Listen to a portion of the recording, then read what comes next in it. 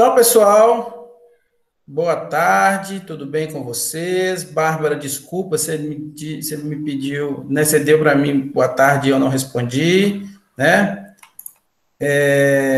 Eu não estava aqui na sala naquela hora, né? Pessoal, então, veja bem, o que a gente vai fazer?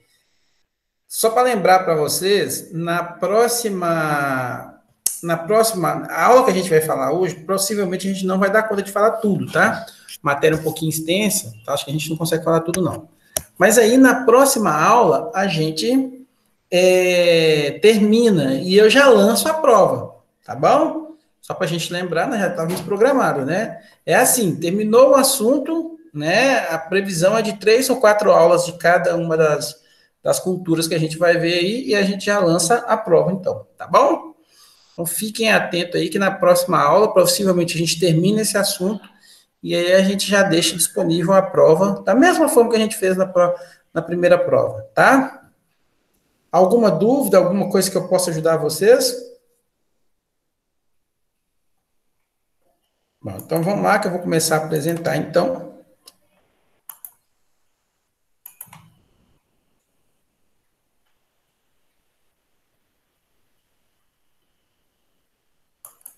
Então, a aula nossa de hoje, a gente vai falar sobre seleção genética em suínos, né? Isso que nós vimos na aula passada, né? Não sei se vocês estão lembrados, quando a gente falou quando a gente estava falando um pouco, aliás, não foi nem na aula passada, foi na primeira aula, que a gente falou que quando a gente queria, por exemplo, características de desempenho, né? E nesse caso aí, características de desempenho entraria taxas de crescimento, conversão alimentar, por exemplo, né? Eficiência alimentar, né? Então, todos esses são características que a gente fala de características de desempenho, né? Dias para atingir determinado peso também, tá certo? Então, nesse caso, a gente tem algumas raças que são muito importantes, como a Laje White, como a Landrace, como a Pietran, né? Quando a gente falou também na aula de raças com relação a características reprodutivas, e aí a gente tem, dentre elas, tamanho de lentegada, peso de leitão, né? Peso de lentegada, né? Número, por exemplo, né, de embriões, né? Isso tudo são características reprodutivas, né? Então, nós temos algumas dessas raças que são muito especializadas, como a Laje White, a Landrace também. Vocês vão perceber que Laje White e Landrace estão sempre, praticamente, né, atendendo a todas as características importantes. Mas, além disso, nós temos a Wessex e a Meishan, né? Quando a gente falar de características de carcaça, como, né, menor espessura de tocinho, maior rendimento de carne, rendimento de cortes nobres, como, por exemplo, rendimento de pernil, área de olho de lombo, né? E aí a gente tem, então, algumas raças como a Pietran, como a Large White, como a Landrace, como a Hampshire, que são raças importantes. E quando a gente falar em características de qualidade de carne, né? Aí qualidade de carne entra alguma das características muito importantes, como capacidade de retenção de água. Por que capacidade de retenção de água é muito importante? A gente vai ver hoje, né? Mas tem a ver com suculência da carne, né? Gordura intramuscular, né? Que tem a ver com a maciez, a própria maciez, força de cisalhamento, cor, né? Cor também é uma característica da qualidade de carne, cor do músculo, tá certo? Sabor, né? Aí nós temos Duroc, Pietran, Duroc, Piau ou mesmo a raça Moura, né? São uma das raças que são especializadas nisso aí. Bom, né? Isso aqui esse quadro é só para mostrar para vocês a evolução do suíno de 1980 até 2010. Agora eu tinha que fazer de 2020, né? Vou ver se eu faço depois aqui para a gente ver. Mas olha para você ver, o ganho de peso, né? Diário, dos 30 aos 100 quilos, né? Então, veja bem, por que dos 30 aos 100 quilos? 30 quilos é quando o suíno sai da creche, né? Ele chega na creche ali por volta de 21, 28 dias aproximadamente, né? Dias de vida, e ele fica na creche até aproximadamente ele atingir 30 quilos, né? E aí, dos 30 aos 100 quilos é a parte de terminação. Você vai ter aqui a terminação 1 e terminação 2, 30 até mais ou menos 70 quilos, a terminação 1, 70 até 100 quilos, a terminação 2, tá certo? E aí, olha aqui, olha para você ver, em 1980, né, o ano que praticamente nasci, esses animais ganhavam 800 gramas por dia, né, como ganho de peso diário. Hoje, esses animais, né, aí, ó, em 2010, 1.150. Né? Quer dizer, então, você vê aqui que é um aumento de 350 gramas a mais que o animal ganha por dia, né? Então, outra característica importante que a gente mede em suinocultura, idade aos 100 quilos, né? Quanto tempo o animal levou para atingir 100 quilos de peso vivo? Então, em 1980 levava 175 dias. E por que 100 quilos, né? Porque 100 quilos já é o peso de abate, tá, galera? E hoje, olha, 120 dias. Então, em 120 dias, o animal atinge 100 quilos. É muito tempo, né? Entre nascer, muito pouco tempo, né? Entre nascer e atingir 100 quilos de peso vivo, né? Então, é excelente.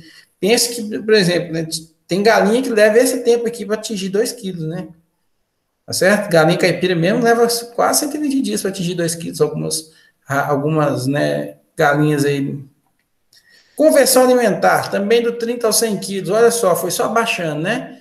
2,7 até atingir 2, né? Isso é espetacular. Parece que agora está um pouco mais baixo, 1,8, 1,9 talvez, tá? Espessura de toucinho, aqui em milímetros, tá, galera?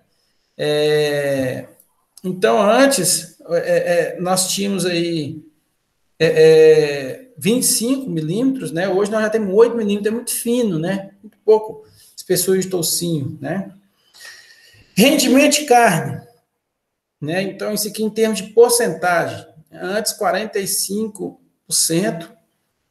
que uma carcaça, né, teria de rendimento de carne. Hoje a gente passa de 60% de rendimento de carne, né? E o tamanho da leitegada, que foi só crescendo, olha só, antes era 10, né, em 1980. Quando eu estava lá na faculdade, ele era 11, né, em 2004, por exemplo, ainda era 11, ainda tinha algumas linhagens com 10, 11, já passou para 12, hoje o preconizado 13, 14 leitões por porca, por leitegada, tá? Então é um aumento considerável se a gente for olhar, né? E isso foi alcançado, né, lógico, através no avanço nas coletas dos dados, nos métodos de avaliação genética, né? Hoje se pensa muito no fenótipo do animal, mais o pedigree, né? Trabalhando a genética do animal, observando muito bem os acasalamentos, para a gente chegar, então, nessas qualidades hoje. Bom, quando a gente lá na Aves, a gente falou quais eram os objetivos dos programas de melhoramento de aves, né? Aqui nós vamos falar quais são os objetivos dos programas de melhoramento de suínos, né?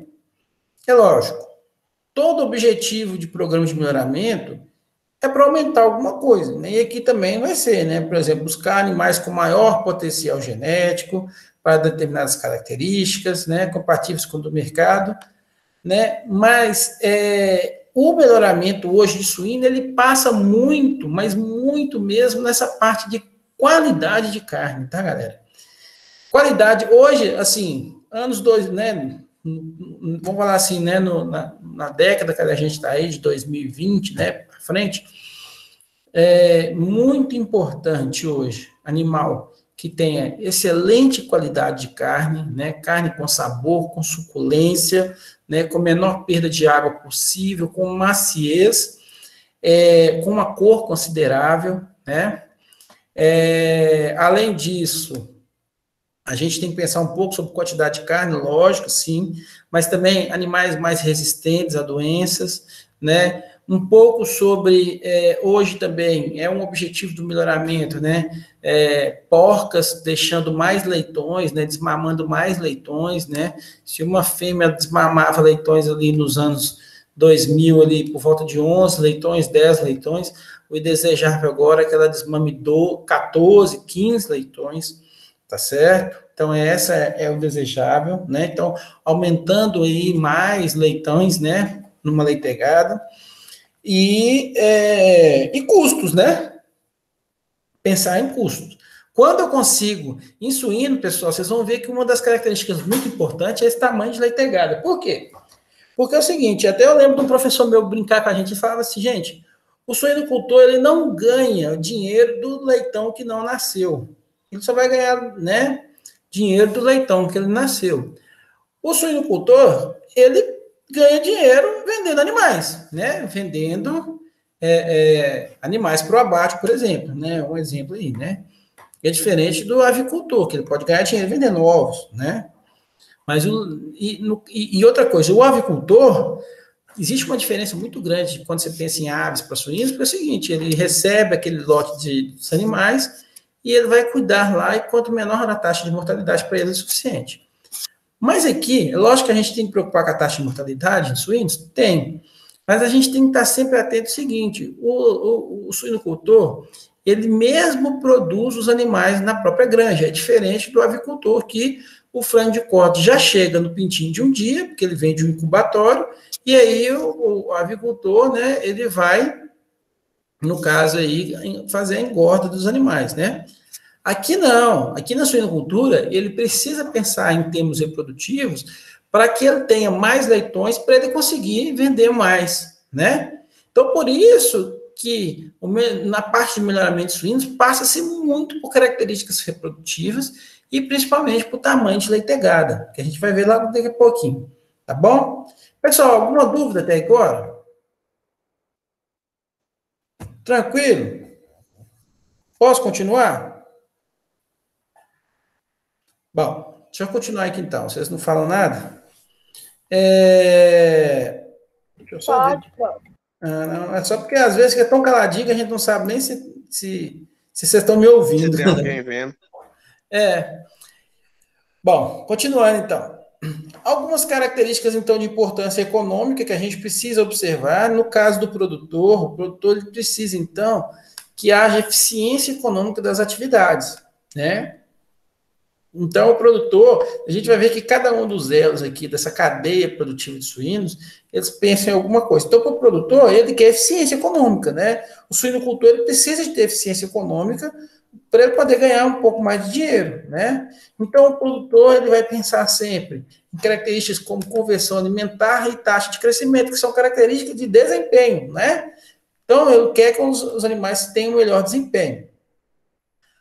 Números terminados por ano, lembra que eu te falei que é muito importante o tamanho de leitegadas em suínos? Em suínos, o tamanho de leitegada é uma das características mais importantes, né, para a suinocultura. É diferente um pouco lá da avicultura, né? Então, a avicultura ele tem importância, por exemplo, de número de pintinhos, né, nascidos vivos ou viabilidade. Lógico que tem, mas aqui na suinocultura é uma das características muito mais importantes, né? Para a indústria, qual que é o desejo da indústria? A quantidade e qualidade de carne, né? A indústria não está preocupada se houve melhor conversão alimentar ou não, né? Se houve mais eficiência ou não. A indústria não está preocupada com isso, né? A indústria, desculpa, pessoal, a indústria não está preocupada, por exemplo, se teve 11 leitões, 10 leitões, né, 5 leitões por porca, né? A indústria não está preocupada com isso. A indústria está preocupada com quantidade e qualidade de carne, né? É o que ela precisa, né? Que chegue carne para ela em constância, né? Porque isso é importante. A indústria não pode, por exemplo, chegar hoje um carregamento de carne e chegar outro só mês que vem. A indústria precisa de carne todos os dias, né? E que essa carne tenha qualidade excepcional. Né? Eles colocam o selo deles nessas carnes, então a qualidade tem que ser excepcional. E nós, enquanto consumidores, vamos falar assim, porque aí eu me enquadro também, né? Como qualidade de carne, né? A gente vai ver se a carne está dentro do padrão que a gente estabelece para a gente comer, tá certo? Um exemplo muito interessante aqui, ó. Vocês sabem qual que é a diferença, por exemplo, entre o presunto e o apresuntado? Não. Boa pergunta, né? Tem o mesmo sabor? Não. Tem. Minha mãe fala que não, mas eu acho que tem. Eu acho que não também. Sua mãe tá certa. O apresuntado e o presunto não tem o mesmo sabor, não. Ele tem, você vai notar que o apresuntado tem um pouquinho mais de gordura do que o presunto. Vocês já notaram? Um pouquinho mais, ele é um pouquinho mais. Ele também é mais barato, né? O que acontece, galera? O presunto, ele é feito do pernil, né? Pernil. O apresuntado, ele pode ser feito dos pernis dianteiros ou de qualquer outra parte do corpo. Normalmente é feito pernil dianteiro, tá certo? Mas qualquer outra parte do corpo também. Você vai ver que o pernil, o apresuntado, ele é mais fibroso. Vocês vão notar que ele tem mais fibras nele, né? Porque ele, justamente, ele pega carnes de qualidade um pouquinho pior do que as carnes de pernis, por exemplo, que são as carnes mais nobres, né? O lombo e o pernil são as carnes mais nobres. Então, é essa a diferença, tá? E dá uma diferença mesmo, do sabor, dá uma diferença na textura, você consegue sentir, né? O gosto também é um pouco diferente, tá certo? Essa é a diferença. Então, para nós, o importante é a qualidade de carne. E aí, moçada, é isso que eu quero que vocês sacam. Olha a vida difícil que um melhorista tem. Porque ele tem que atender a 3 segmentos. Vamos voltar só para a gente lembrar. Ele tem que ir lá atender, por exemplo, né, por exemplo, que taxas de crescimento, consumo diário de ração, conversão alimentar, características reprodutivas, que é o quê? Que é tudo que o suinocultor precisa, né? Então, lá o produtor, o melhorista, ele tem que atender a ele, né? Pensar em animais com idade abaixo mais cedo, com melhor ganho de peso diário, com menor consumo de ração, com melhor conversão alimentar, e a melhor conversão alimentar é a menor possível, né?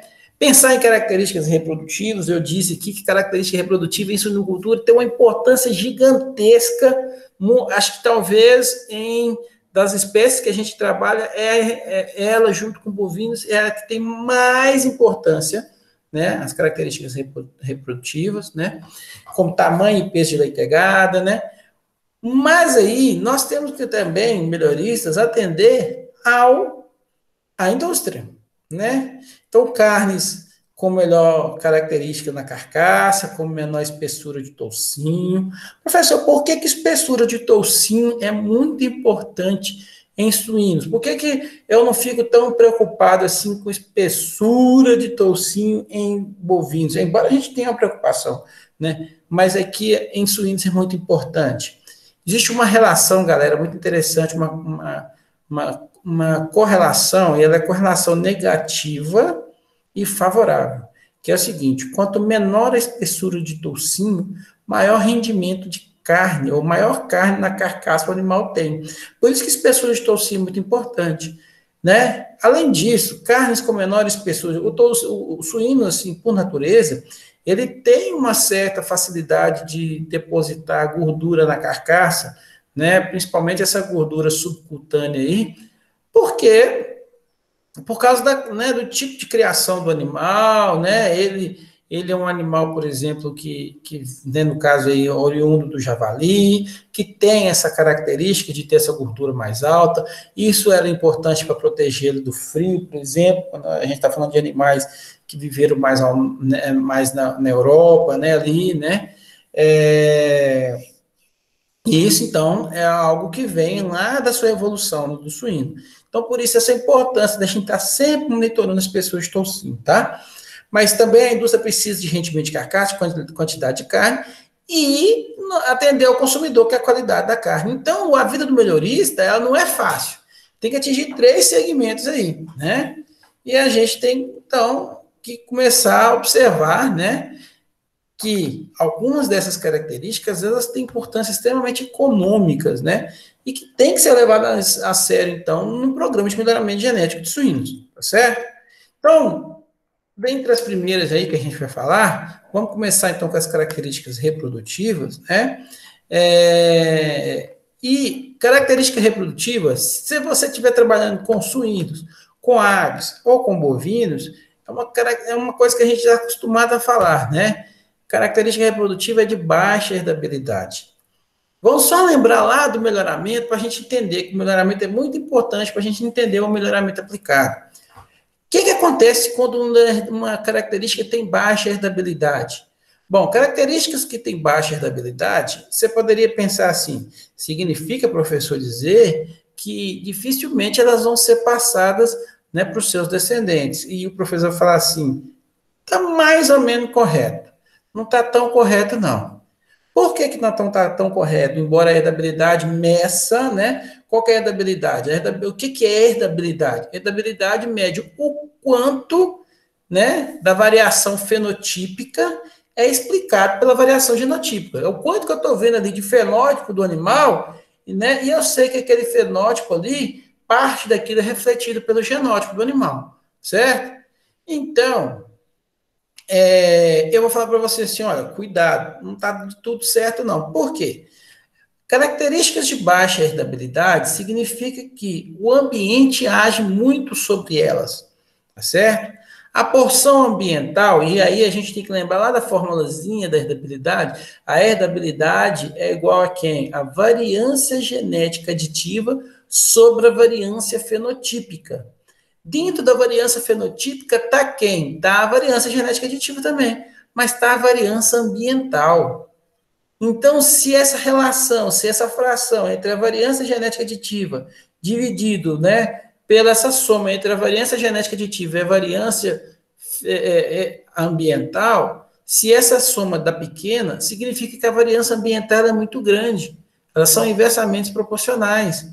Então, se essa variância ambiental é muito grande, significa que o ambiente está agindo muito sobre aquelas características. E o ambiente agir sobre aquelas características torna essas características difíceis de serem passadas para as próximas gerações. Não significa que elas não vão ser passadas, mas torna uma certa dificuldade. Por isso que eu estou tá aqui dizendo o seguinte, melhoramento é complexo em função das baixas habilidades em várias características, né? Então, por exemplo, machos possuem características com herdabilidade moderada, né, a alta, né, respondem bem à seleção massal, né, como, por exemplo, características seminais e de libido, né? Então, essas aí são fáceis para a gente passar, tá? O que são características seminais? Por exemplo, são características que envolvem o sêmen, como quantidade de sêmen, qualidade do sêmen, né? Então, o número de espermatozoides viáveis, tá certo? Número, né, de espermatozoides vivos, né? Então, são características que a gente observa lá no macho, tá? Isso são características seminais. Lembrando que o suíno, ele é uma espécie que o líquido seminal, né, ele é uma quantidade muito grande, em torno aí mais ou menos de meio litro, mas ele é altamente diluído, né? Então, você observa lá, por exemplo, um ejaculado de bovino, é pouquinha coisa, mas ele é alta, ou mesmo de aves, né? Pouquinha coisa, mas tem uma alta concentração de espermatozoides no líquido. No suíno, a quantidade seminal é gigante, né? Meio litro aí, mas ele é altamente diluído nesse caso, tá certo?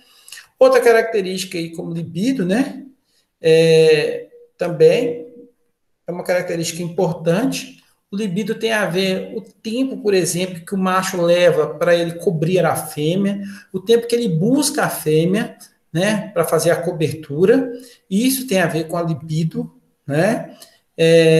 Isso é muito simples da gente observar, isso é uma característica observacional, tá, pessoal? Então, a gente coloca, por exemplo, o macho junto com a fêmea, verifica quanto tempo ele leva para ele conseguir cobrir a fêmea, tá? Então, é medida em tempo mesmo, tá certo? Quanto menor tempo, mais libido o animal tem, né? No caso de fêmeas, algumas características com herdabilidade moderada a baixa, né? E aí possui as dificuldades genéticas em selecioná-las, tá certo?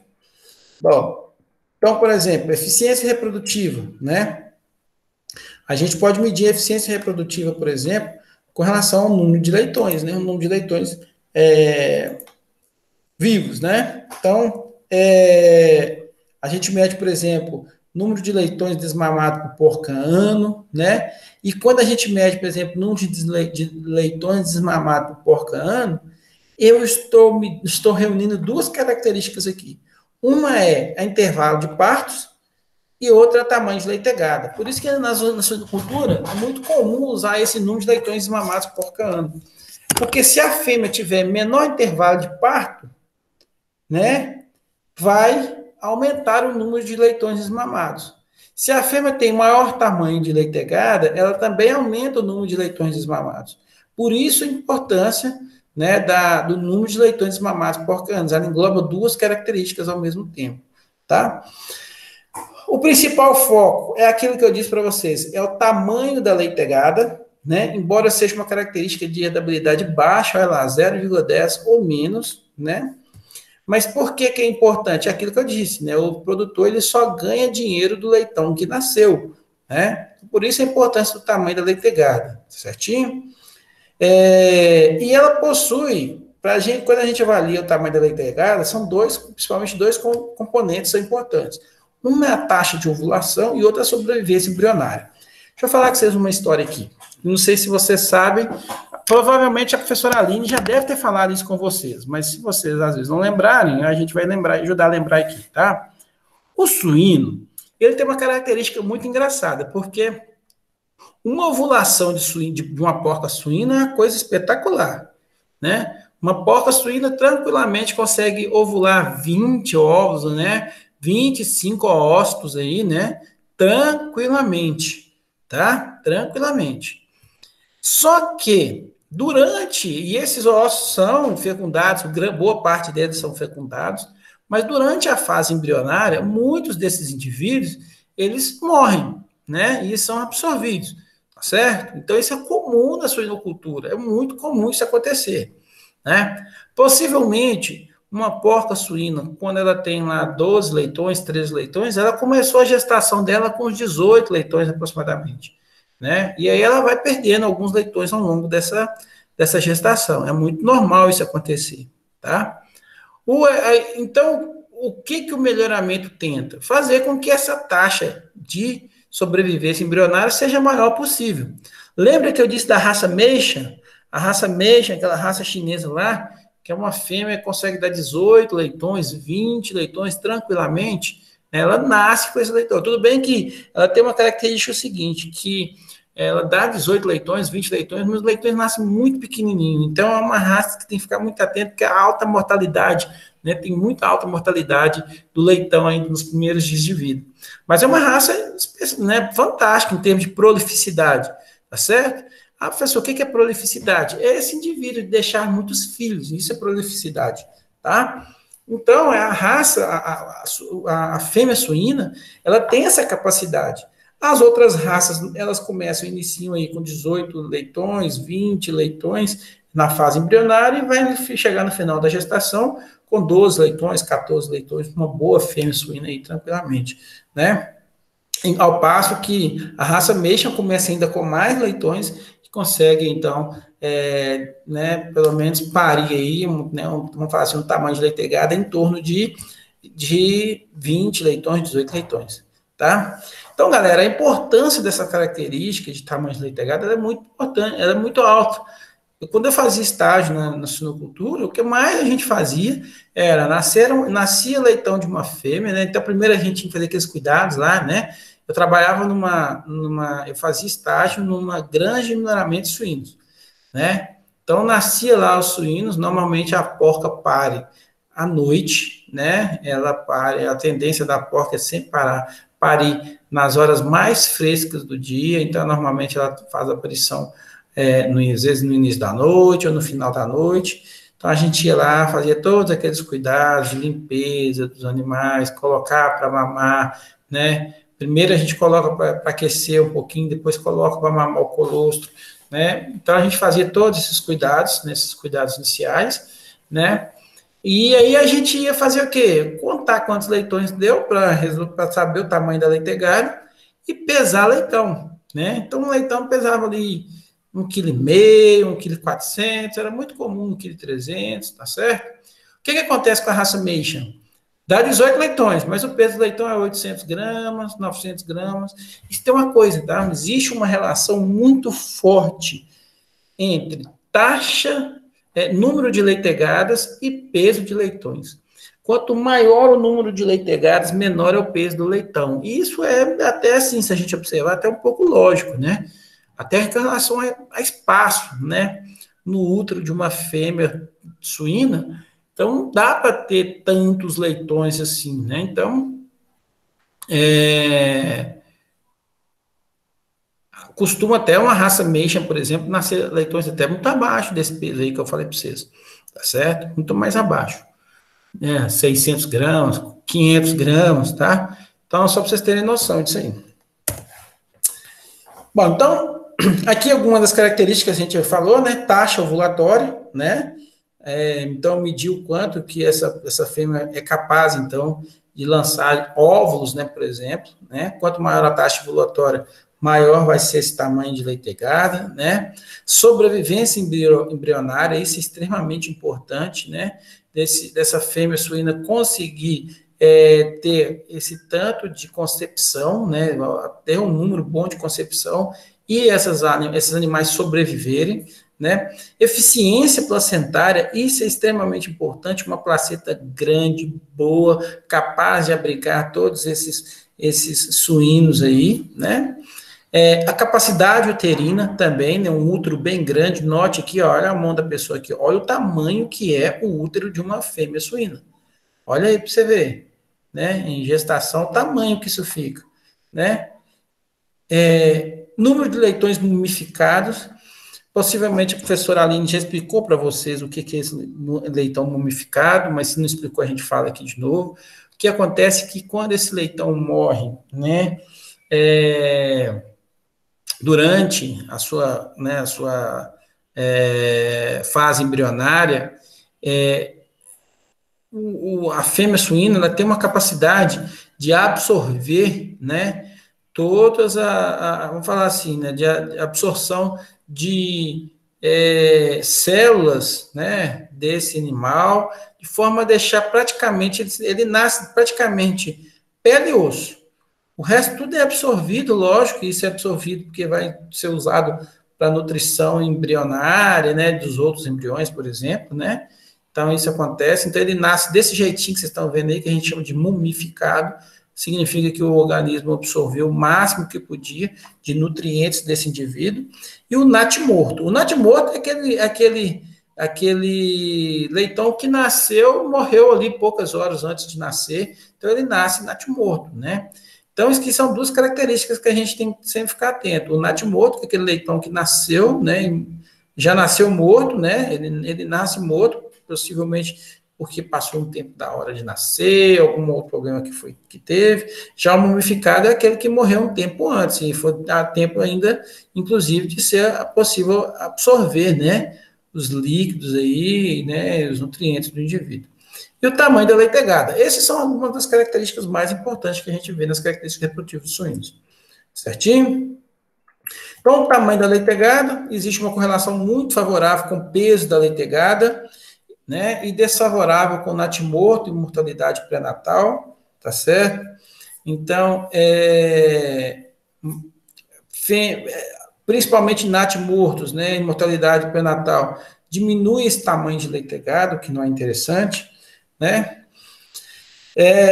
Existe a influência, então, do gene, o gene receptor de estrogênio, né?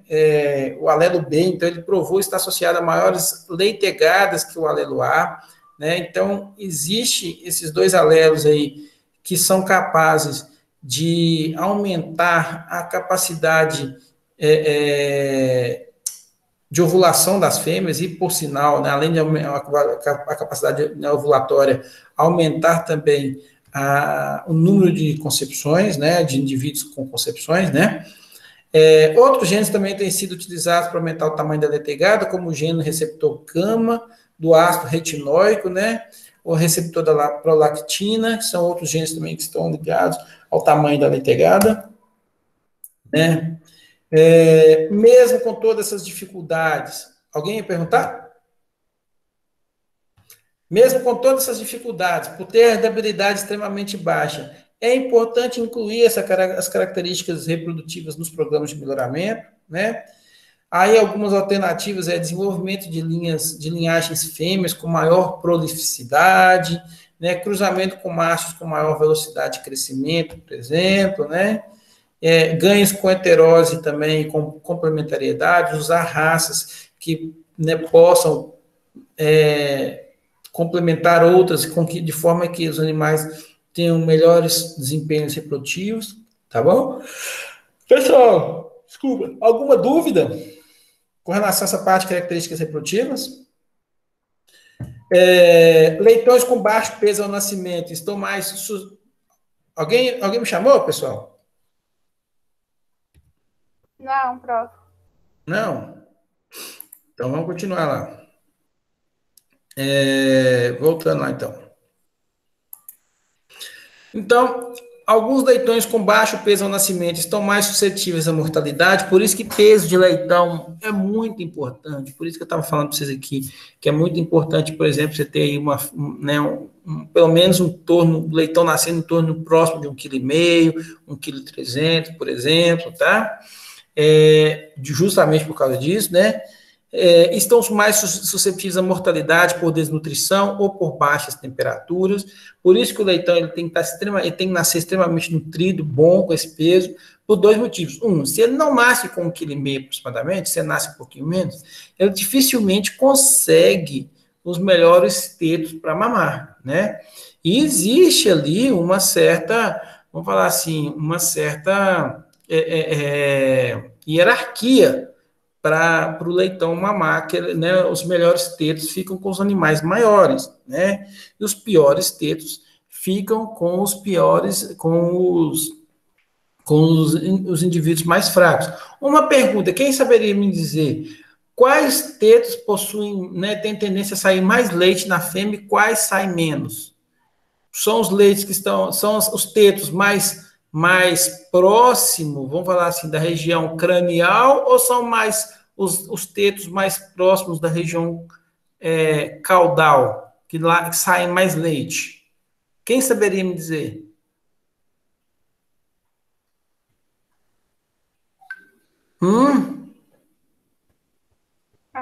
Não sei não, prof. Vou deixar vocês pesquisarem isso, na próxima aula eu falo. Eu acho que da região caudal. Na região caudal. Por quê?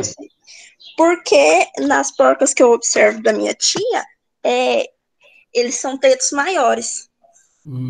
Aí, sua pista tá correlação. Sua pista tá boa. Observem depois.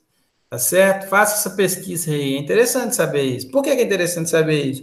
Porque você precisa saber quais são os tetos que saem mais leite, porque a tendência dos leitões mais fortes irem para eles. E aí o que a gente tem que fazer? A gente tem que ir lá e quebrar a hierarquia sempre.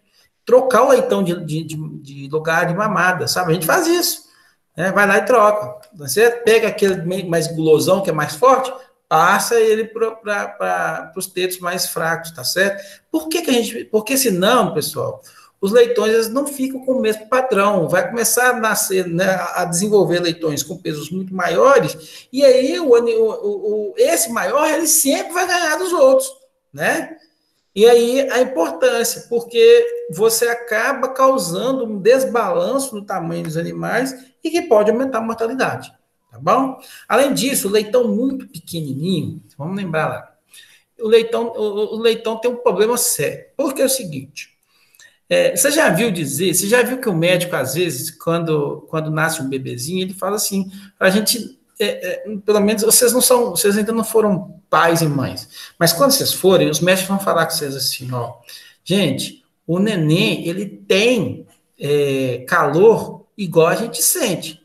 Então, se você estiver num ambiente que você está sentindo calor, o seu neném também está sentindo calor. Mas qual que é a tendência da gente? Ir lá embrulhar um bebê o máximo que põe, né? Coloca touca, coloca um monte de blusa, enrola na coberta e o bichinho está lá assando, né? E aí você leva nos médicos, os médicos mandam você abrir esses negócios e tirar. Vocês já ouviram, provavelmente você já deve ter ouvido falar alguma coisa desse tipo, né? O mesmo acontece com bovinos. Bovinos, você não fica preocupando muito se você está sentindo frio ou não, fica? Por que isso acontece? Quem sabe me dizer? O que tem em comum entre bezerros e bebês que fazem com que esses indivíduos sejam um pouco mais resistentes ao frio, principalmente durante, né, próximo do nascimento. Alguém saberia dizer? Você já ouviu falar sobre o tecido gorduroso marrom? A professora Kátia já deve ter falado isso com vocês. Isso acontece muito, isso você vai ver muito em bichos de hibernação, né? Por exemplo, os ursos, né? Os esquilos, eles mantêm esse tecido gorduroso, né? Esse lipídio marrom durante a vida toda, que vai fazer com que ele se aqueça. Então, é um tecido, né? Ele é um tecido gorduroso, tá certo? Só que ele é um pouco diferente, ele não é desse tecido amarelado, ele é marrom mesmo, da cor marrom, né? Nesses animais que hibernam, ele tem a tendência a estar sempre ali nas costas, nas regiões do peito, no dorso do animal, e faz com que ele aqueça o animal durante esse período de hibernação, tá certo? Então, ele tem a função, não é de reserva, é uma função para aquecimento. Nós, humanos, nascemos com esse tecido gorduroso marrom, tá? Por isso que não é certo você ficar, né, colocando muita roupa no bebê. Os bovinos também nascem, só que humanos e bovinos tem uma característica muito importante, que você vai ficar com esse tecido marrom em 1, 2 meses de vida, depois ele vai ser absorvido e nós não vamos ter ele mais o resto da vida. O leitão não nasce com ele. Então, o leitão sente muito frio. É muito fácil perder leitão, né, para o frio. Basta... E aí a gente tem que pensar o seguinte, qual é a temperatura de conforto de uma fêmea suína? A temperatura de conforto de uma fêmea suína é 12 graus, 13 graus, tá certo? Ela sente muito calor mesmo. Mas o leitão, a temperatura de conforto do leitão vai ser de 34 graus, aproximadamente, 32 graus, né? Então, é um animal que sente muito frio. Então, você tem que tomar muito cuidado, senão você perde leitão facilmente. Uma temperatura de 20 graus, 25 graus, você pode perder leitão, pode morrer leitão, porque ele não nasce com esse tecido gorduroso marrom, tá certo? Então, tem que tomar muito cuidado. Leitão acabou de nascer, você tem que correr e colocar ele no escamoteador, que é aquele, vamos falar assim, né, aquela regiãozinha ali onde tem uma lâmpada, uma campânula, né, ou mesmo uma fonte de calor, né, seja ela por luz, né, por uma lâmpada, ou mesmo por um aquecedor, mas porque o animal tem aquecimento ali, tá certo? E, além do mais, ele nasce molhadinho, né, por isso que a gente tem que secar, né? Então, a fêmea suína, a gente precisa desses cuidados, tá bom? Então, leitões que têm maior variação de peso também, ele tem mais susceptibilidade de morrer por causa disso, por não nascer com esse tecido gorduroso marrom e ser muito suscetível ao ambiente, né? A perda de calor para o ambiente, tá bom? E, além disso, leitegados com maior variação no peso ao nascimento dos leitões têm maiores taxas de mortalidade, em razão do aumento no efeito da competição, que a gente acabou de falar aqui, tá certo? Que resulta, então, em menor acesso dos leitões mais leves às tetas das porcas, né? Isso é muito importante. Características de crescimento. E aí, o que a gente vai ver de características de crescimento? Você sabia dessa história aí do tecido gorduroso marrom, galera? Ou é a primeira vez que vocês estão escutando isso? É a primeira vez que eu estou escutando. Nunca tinha ouvido falar? Não. Aves também não tem esse tecido, né? Não, aves não. Aves não tem. Mas aí a aves, ela procura uma outra forma de aquecimento, né? O pintinho fica debaixo da galinha, né? Na natureza. Então, ele aquece tranquilamente, né? A aves tem a questão do ninho, né? De formação do ninho, né? Então, por isso. Curioso, porque agora eu estou pensando aqui, né? Os nossos representantes dos suínos aqui no Brasil, né? Os queixadas e os catetos, né? Eles não têm esses tamanhos de leitegada tão grande, né? Então, nasce um leitão, 2 leitões por fêmea, por vez, tá certo? E eles intocam, né? Eles têm a capacidade de fazer toca e nascer ali, tocar ali por uns dias ali, até eles poderem sair, né? Então, por isso que é um pouco diferente. Embora que acho que é poucos dias de fazer esse ninho para tocar, para aquecer. Mas é muito mais fácil aquecer 2 leitões. Agora, imagina uma fêmea dessa aquecer 15 leitões, né? Fácil. E aí, galera, uma coisa muito interessante, que acontece também nos suínos, é a fêmea deitar em cima de leitão. Tem que ficar muito atento a isso. Tá certo? Bom, em relação ao crescimento, né, a gente pode avaliar crescimento em relação ao peso ou ganho de peso em determinada fase da vida, né? Tem que tomar cuidado com a questão do peso, a gente já falou, né? Peso, a gente tem que ficar esperto, porque quando você está medindo peso, você está medindo também tamanho de osso, quantidade de vísceras. Animais melhorados normalmente têm maior peso também, porque aumenta as vísceras deles, né? Então tem que tomar muito cuidado com isso, tá certo? Mas não existe talvez uma característica tão fácil que agrega tanta correlação com outras características, enquanto a característica peso, por isso que a gente utiliza mesmo, né? O ganho de peso também é outra característica que a gente sempre observa, quanto que o animal ganhou por dia em determinada fase de vida, né? Peso da leitegada ao nascimento, a herdabilidade é baixa, porque da leitegada ao nascimento depende muito da capacidade, principalmente da fêmea suína, né? Então tem muita coisa do ambiente que está relacionado a ele. A gente acabou de falar algumas características de ambiente aqui, como o animal pede calor muito fácil para o ambiente, ele tem que ficar muito atento, né? E peso também da leitegada ao nascimento tem a ver também, está relacionado com o potencial de crescimento desses leitões, né? Então, por isso que é importante, às vezes, escolher machos com maior velocidade de crescimento. O animal que tem maior velocidade de crescimento, ele ganha peso mais rápido, e muitas vezes ele ganha peso mais rápido, muitas vezes nem porque ele é muito guloso, mas porque ele realmente tem uma capacidade maior de converter, né, o alimento em produção de músculos, né? Com relação ao peso da leitegada ao desmame, né, ele tem a ver com a capacidade de crescimento dos animais, né? Animais mais pesados ao desmame são mais rapidamente levados ao peso ao abate, chega mais rápido ao peso ao abate. Então, é muito importante observar esse tempo, né, que o animal levou, desde quando ele sai, né, do desmame, né, ele vai para essa fase de creche. Esses animais que atingem muito pouco tempo, tem muito a ver com o peso do abate mais cedo também, né? Atingir o peso de abate mais cedo, né? E, além disso, a fertilidade da porca, né? A capacidade materna e leiteira e a saúde da leitegada são características que estão relacionadas com o peso da leitegada ao desmame. Então, galera, olha que interessante, uma das características que a gente faz seleção em suínos também é capacidade materna, né? A capacidade leiteira da fêmea, né? Então, por que a gente preconiza sempre raças como a Landrace e a Large White em linhas fêmeas? Porque são fêmeas que produzem muito leite, né?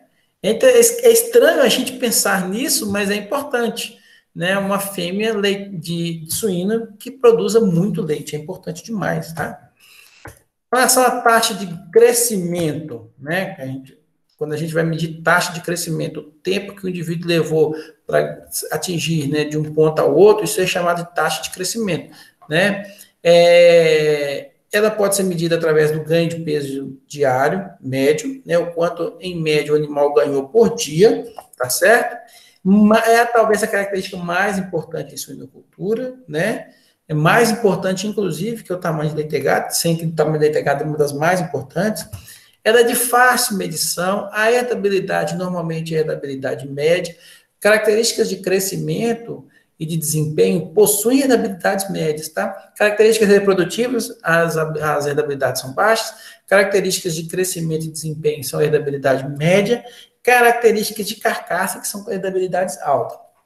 Lembrando, quando a gente fala de herdabilidade média, dentro daquele espaço entre 0,20 e 0,40 aproximadamente, né? E possui uma correlação genética negativa com conversão alimentar, tá certo? Significa que animais com maiores ganhos de peso diário possuem menor conversão alimentar. É uma correlação genética negativa favorável, tá? Muitas vezes a gente fica achando que correlação genética negativa é ruim, e aqui nesse caso ela é muito boa, tá bom? Nem sempre a correlação genética negativa é ruim, tá? Então, animais que têm maior taxa de crescimento, maior ganho de peso diário, possuem correlação, né, genética negativa, ou seja, menor conversão alimentar. Isso é extremamente importante, porque indica indivíduos que possuem maior capacidade de converter alimento em músculo, né? Exatamente o que eu quero. O animal come pouco e cresce muito. Porque aquele animal que come muito e cresce muito, esse não tem interesse nele, não. Aí ele cresce muito, cresce, mas ele consome muito também, então ele tem maior conversão alimentar, esse para a gente não serve. O ideal é o animal que come pouco e cresce muito, tá?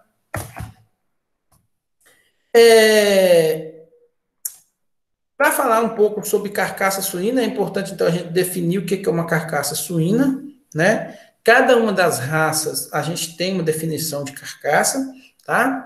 Então, de acordo com a Associação Brasileira dos Criadores de Suínos, lá em 1973, eles preconizaram, né, eles admitiram que a gente considera uma carcaça suína é quando eu tenho um suíno abatido, sem vísceras, rins e gordura dos rins, cerdas e unhas, permanecendo a cabeça, extremidade dos membros, couro e cauda, tá certo? Então, olha que interessante, porque, por exemplo, a carcaça bovina não leva em consideração couro, né, nem cauda, tá certo?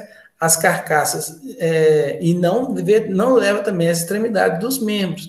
Então, por exemplo, pezinho aqui, ele entra na carcaça suína, tá? Porque ele é vendido, né? Por isso que ele entra, tá certo?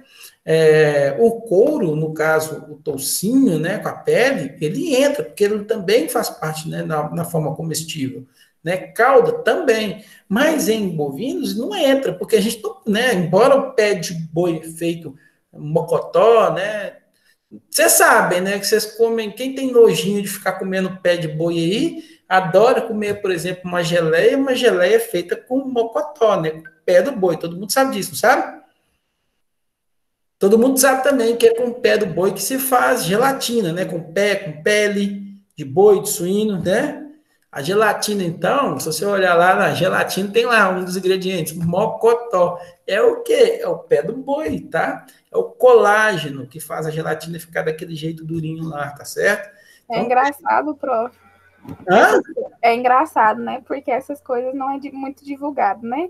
Não. É só mais a parte da área animal e a gente sabe porque estuda sobre isso, né? Mas no cotidiano as pessoas não sabem disso. Não sabem. Aí um fato interessante, minha prima de 11 anos ficou sabendo esse tempo atrás como é que faz linguiça. Ela não come linguiça mais. E aposto que sua prima de 11 anos deve adorar aquelas balinhas do tipo... Hoje não se chama mais jujubas, né? Mas aquelas que são meio gelatinosas, sabe? Sim. Tem uma tão gostosinha, uma Haribo, uma que parece tem uma que é em forma de ursinho, toda, ela é coloridinha, tipo assim, você vê ela vermelha, é transparente, é uma delícia aquelas balinhas.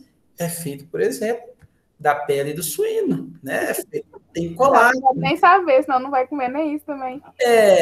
Entendeu? As pessoas têm esse nojinho aí, mas não sabem, né? Existe um vídeo muito maldoso que eles fizeram, é um vídeo vegano, falando assim, né?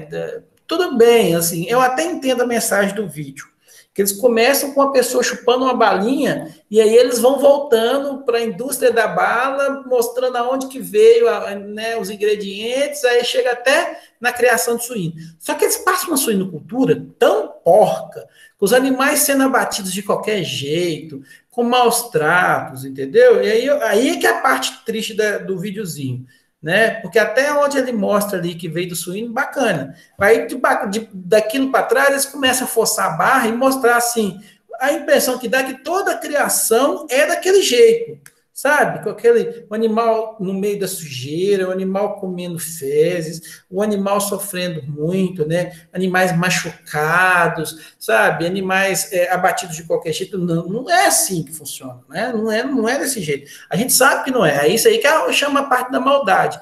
Um pouco desse pessoal aí do veganismo, porque é o seguinte, tudo bem, acho bonito, né? Então, realmente, juro mesmo, eu respeito muito a parte do veganismo. O que eu, às vezes, não acho é aquela forçação de barra de mostrar que a impressão que dá é que toda a criação é daquele jeito. E não é. A gente sabe que não é. Certo?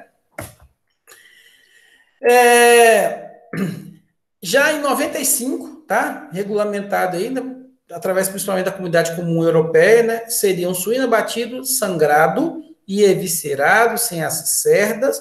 Cerdas, pessoal, entenda, é pele, pelo, né? Pelo, tá certo? O cabelo, né? Mas pelo aqui, né? E unhas, tá? Pode ter ou não cabeça, né? No caso aqui do Brasil, a gente considera cabeça, tá? Pés, banha, rins, aí a gente já considera os rins, porque os rins também são vendidos, né? Rabo, diafragma, espinha medular, língua e na fêmea os mamilos também, tá certo? Então isso seria uma definição de carcaça suína, tá? Pessoal, vamos parar aqui? Jefferson, Pode falar, meu anjo. por que da espinha medular? Porque é o seguinte, a espinha medular dá para nós um negócio bem gostosinho chamado suan, né? Que antigamente eles não consideravam como te retirava a espinha medular, né? Ela era retirada. Não sei se você já participou de abate suíno, já, não já? Já.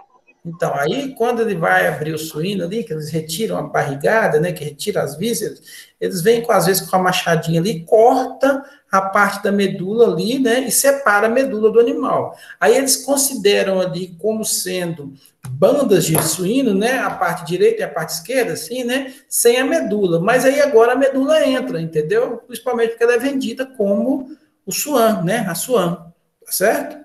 Por isso que entra. Né? Em termos de suíno, quase tudo é vendido, né? Se você for olhar, né? Porque se vende o coração do suíno, se vende. Eu acho que o que não vende em suínos é o pulmão, né? Eu não lembro de ver alguém comer pulmão de suíno, né? Pâncreas, também ninguém come isso, né? Deixa eu pensar aqui o que mais. Pulmão, pâncreas. Porque o resto tudo né? Por exemplo, fígado o pessoal vende. Rins, o pessoal vende também. Tem gente que compra, né? Os rins do suíno para comer. Né, os intestinos. E o estômago. O estômago também é jogado fora, esqueci.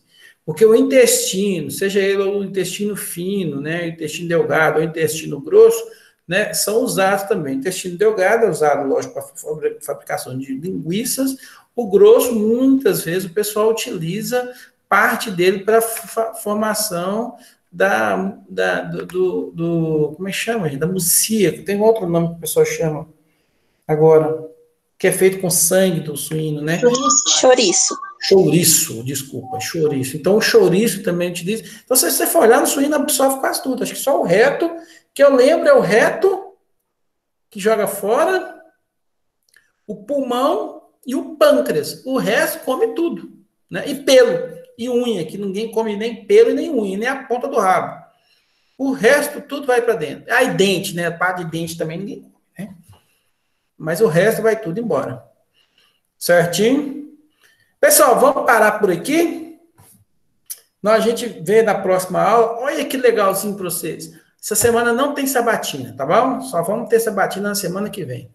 Ok? Alguma dúvida, galera? É legal falar de suíno, né? Suíno é muito legal de falar. Eu gosto muito de falar de suíno também, tá, pessoal? Eu gosto muito. Vamos lá, só fazer uma chamada bem rápida aqui, enquanto talvez vocês pensam em alguma possível pergunta. Não se esqueçam, hein? Dizer para mim na próxima aula quais os tetos que tem mais leite no suíno. Se é os da frente ou se é os de trás. Quero certeza agora.